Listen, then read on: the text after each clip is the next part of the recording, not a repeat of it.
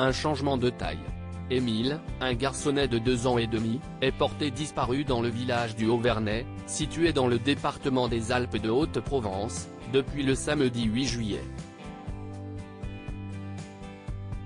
Gendarmes de haute montagne, équipe cynophile, hélicoptère, drone à reconnaissance thermique, battu. Un important dispositif de recherche a été déployé ces derniers jours pour retrouver sa trace, ainsi que l'ouverture d'une enquête préliminaire. Si le procureur de Digne-les-Bains, Rémi Avon, a annoncé dans un premier temps que l'ouverture d'une information judiciaire n'était, quant à elle, pas au goût du jour, ce dernier est revenu sur sa décision ce mardi 18 juillet. Comme l'a rapporté BFM Télévision, au vu de la complexité de l'affaire, l'ouverture d'une information judiciaire a donc été annoncée dans un communiqué et 2 juges d'instruction du pôle d'Aix-en-Provence ont été saisis dudit dossier. Mais que cela change-t-il concrètement pour l'avancée de l'enquête? Ces juges vont mener une enquête permettant de rassembler des preuves, rechercher les auteurs d'infractions et établir la vérité dans l'affaire, comme l'a souligné le site officiel de l'administration française.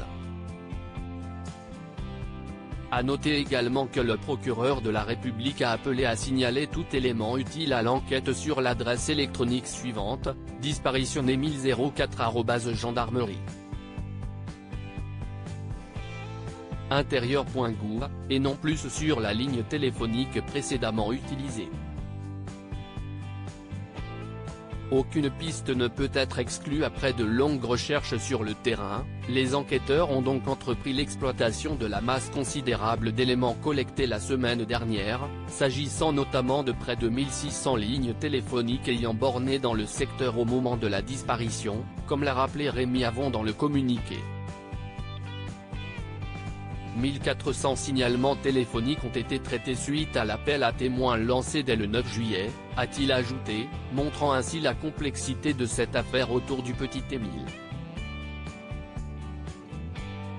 La visée a également indiqué que toutes les pistes restaient envisagées, aucune n'étant ni exclue, ni privilégiée à ce jour pour expliquer la disparition de l'enfant.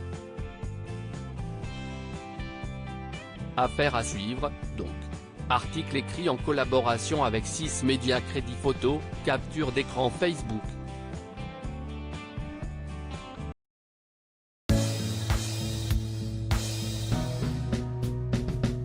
But there's all times through the rough times I think